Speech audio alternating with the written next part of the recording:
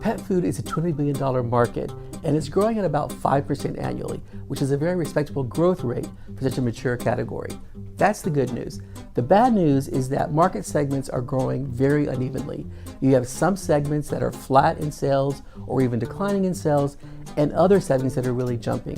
What we do in our report is look at the why for the segments that are jumping and how marketers and retailers can latch onto those trends.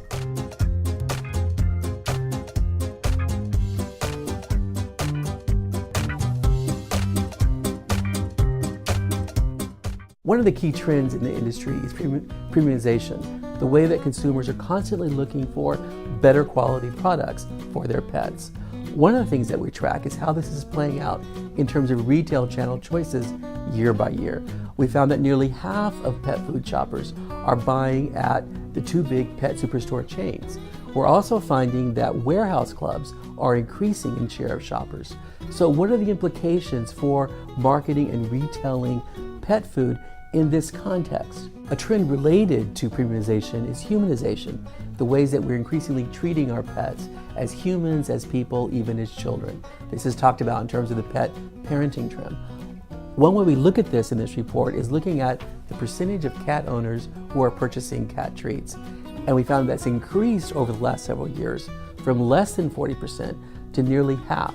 That's still below the rate for dog owners, among whom over 3/4 actually buy dog biscuits and treats. But it's a very positive sign for the market because it goes to that human-animal bond, that moment of sharing with the pet, spending time with the pet, taking care of the pet. And it has very important implications for the pet market growth and for the cat segment in particular. One thing that we do in this report is try to classify the market in new ways. And we're looking, for example, in terms of pet food formulations, not just at dry versus wet or at premium versus super premium, but looking at specialty ingredient formulations overall. And one thing that we're finding and tracking is a percentage of consumers who are buying some type of special ingredient formulation. That can be natural or organic, it can mean a special nutrient such as omega-3, it can be a formulation for a specific health concern like aging or weight or vitality.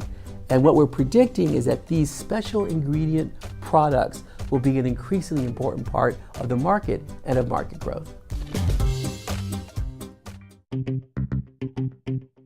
For more than 50 years, Packaged Facts has published detailed market intelligence studies for the consumer goods and services industries, with a specific emphasis on the food and beverage, pet, and financial services sectors. Each Packaged Facts report is constructed from the ground up with primary and secondary research, including in-depth interviews with executives and industry experts. Our analysts have extensive experience in the industries they cover, and their reports provide the essential market data with meaningful segmentations and